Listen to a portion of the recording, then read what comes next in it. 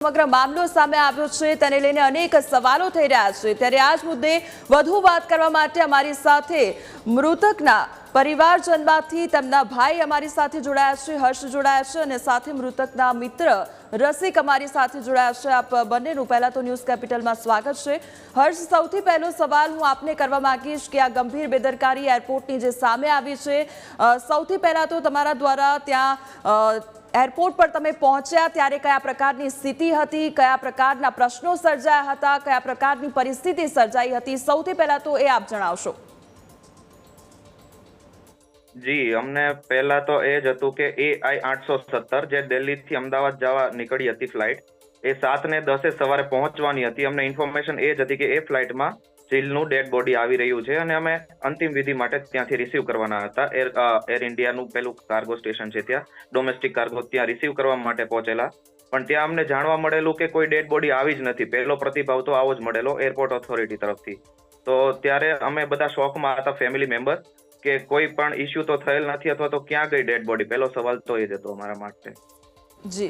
રસિક, આપને પણ પૂછવા માંગીશ કે જ્યારે મૃતદેહને અહીંયા મોકલવામાં આવી રહ્યો હતો ત્યારે કોઈ પણ પ્રકારની સમસ્યા, કોઈ પણ પ્રકારના પ્રશ્નો ઊભા થયા હતા કે જેના કારણે અત્યારે આ પ્રકારની સ્થિતિ જોવા મળી રહી છે?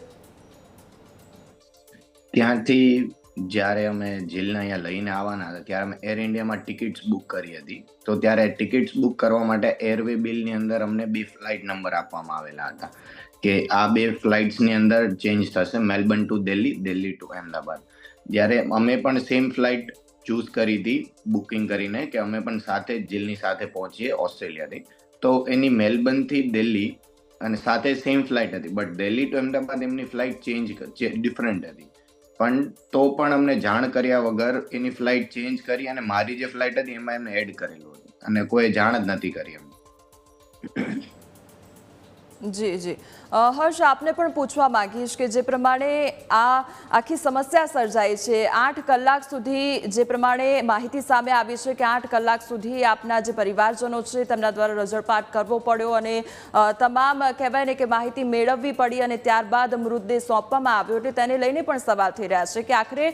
તમારા તરફથી કોઈ પણ પ્રકારની ફરિયાદ કરવામાં આવી છે ખરી અને શું માંગ પરિવારજનો તરફ મૂકવામાં આવી છે? પહેલા તો ગઈકાલે અમારી પ્રાયોરિટી જીલ જ હતો,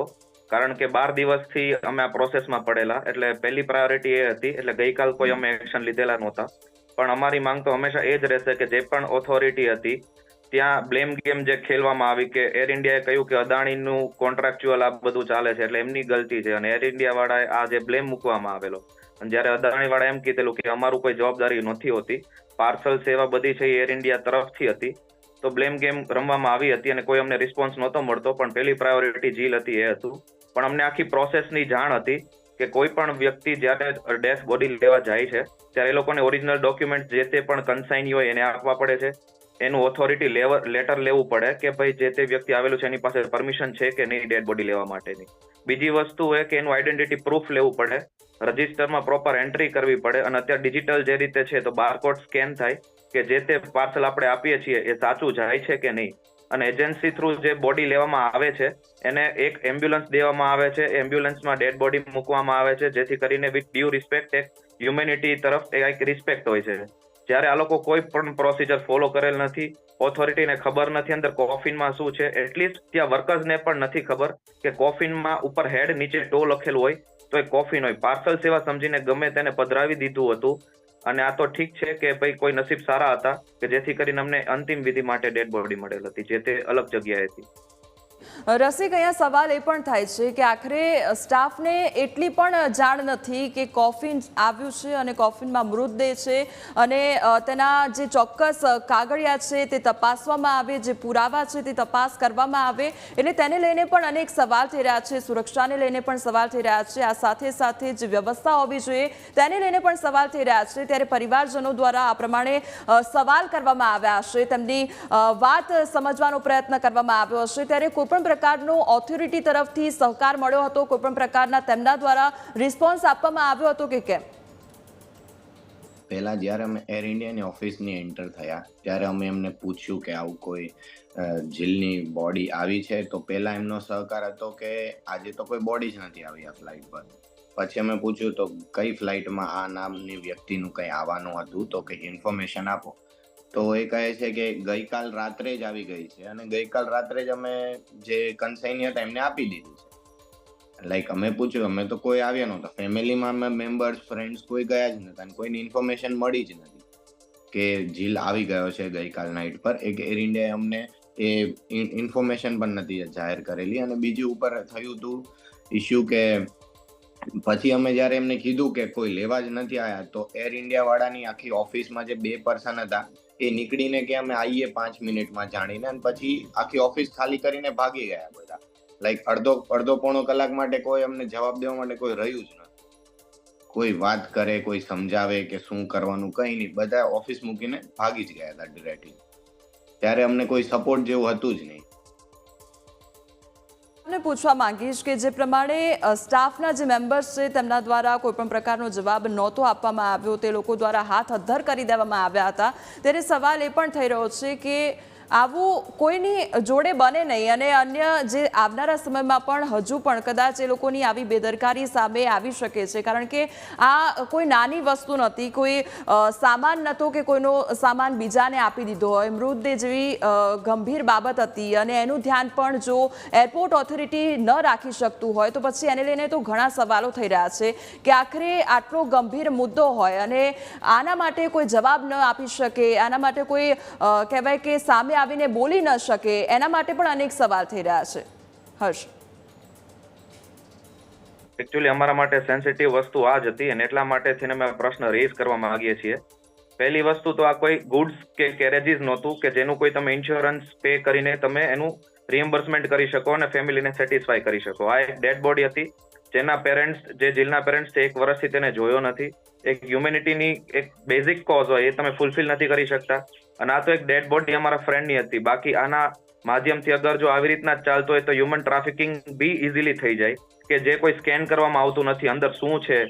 એટલીસ્ટ આપણે પેસેન્જર હોઈએ તો પણ બેક ચેક થાય છે કે આમાં શું છે, આ કોઈ ચેક નથી કરતા, કસ્ટમ્સ ફોલો નથી થતા, ત્યાં રૂલ્સ શું છે એ પણ ફોલો નથી કરી શકતા. ઓરિજિનલ ડોક્યુમેન્ટ જે છે એ લોકોએ ઓફિસરે પોતે ખુદે રાખી લીધેલા, એટલું અપ્રોચ પણ નથી કરેલું કે ઓરિજિનલ ડોક્યુમેન્ટ્સ બોડી જોડે દેવા જોઈએ અથવા નથી મળ્યા તો ફેમિલીનો કોન્ટેક્ટ કરીને વાપસ કરીએ, એ પણ એ લોકોએ કટસી નથી લીધેલી. એટલે એના માટે ઘોર બેદરકારી ચાલી રહી છે અને આ જગ્યાએ જો આવી રીતના ચાલતું રહેશે તો જે ડોકયાર્ડ અથવા પોર્ટ્સ પર જે સ્મગલિંગ થાય છે એ આપણે કેરેજીસમાં બી થઈ શકે છે, કારણ કે અંદર ચેક જ નથી થતું શું આવે છે. રસિક, અહીંયા સવાલ એ પણ થઈ રહ્યો છે કે જ્યારે વાત મૃતદેહની આવી અને પરિવારજનો દ્વારા ત્યાં આગળ એરપોર્ટ પહોંચ્યા અને 8 કલાકની જહેમત બાદ તમને મૃતદેહ સોંપવામાં આવ્યો, ત્યારે આ બધી જ વસ્તુ બહાર આવી છે, પરંતુ આવી ઘણી એવી બેદરકારી હશે જે બહાર નથી આવી અને ઘણી એવી સમસ્યા હશે જે એરપોર્ટ પર થઈ રહી છે પરંતુ બહાર નથી આવતી, તેને લઈને પણ અનેક સવાલો થઈ રહ્યા છે. આ બેદરકારી એક નોર્મલ નાની વાત નથી. આ બેદરકારી થોડીક એક મોટી એક વાત છે કે જે અમને તો ચલો થોડું ઘણી બધી મહેનત પછી અમને જીલ અમારો મળી ગયો છે, બટ કાલે ઉઠીને કોઈ નાના માણસ હોય કે ગમે તે માણસનું આવું ખોટું ના થાય એની માટે અમારો આ પૂરો એક પ્રયત્ન હતો કે એરપોર્ટ તરફથી આવી બેદરકારી બીજી વાર ના થાય. કારણ કે એ મારો ભાઈ હતો, કાલે હું પણ ઓસ્ટ્રેલિયા છું, કોઈ પણ બીજાનું ગમે તે દેશમાંથી ઇન્ડિયન્સનું આવું થાય અને બધા પરિવારને જોઈએ કે એમનું પરિવારજન ભલે દૂર આવું અવસાન કે મૃત્યુ ખરાબ વસ્તુ થઈ છે એમના ફેમિલી પર, પણ એ ચાહે કે ફેમિલી પાસે એન્ડ પર એમની વિધિ માટે પહોંચી જાય. પણ આવું જો થઈ જાય તો બહુ ક્યારેક બીજી કન્ટ્રીમાં બી સ્વિચ થઈ શકે, કંઈ ખબર નથી કઈ બેદરકારી નેક્સ્ટ ટાઈમ થઈ શકે. તો આપણે એક જ વિનંતી છે કે આવી બેદરકારી બોડી સાથે ના થાય, પાર્સલ અને બોડીમાં કંઈક ડિફરન્સ રાખે એમના પ્રોસિજર.